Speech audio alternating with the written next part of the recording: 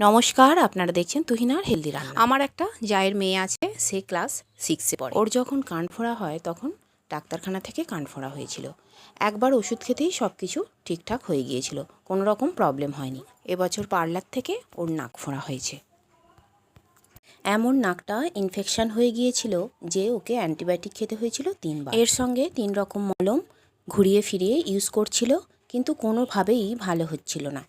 কিছুদিন ভালো হচ্ছিল, কিন্তু আবার ওখানটা ফুলে যাচ্ছিল আর ভিতরে পুঁজ জমছিল, আর পুরো নাকটা ব্যথা হয়ে থাকতো। নাকের টিস্যুগুলো নাকি ছিঁড়ে গিয়েছিল, তাই ওইখানে বারবার পুঁজ জমছিল। অবশেষে লাস্টবারের অ্যান্টিবায়োটিক আর মলমে ভালো হয়েছে। আমাদের ছোটোবেলায় একটা পাশের বাড়ির ঠাকুমা ছুঁচ সুতো দিয়ে সবার নাক কান ফুঁড়ে দিত, শুধু ছুঁচটা একটু পুড়িয়ে নিত। কোনো ওষুধ খেতে হতো না, শুধুমাত্র সকালের শিশির দিতাম।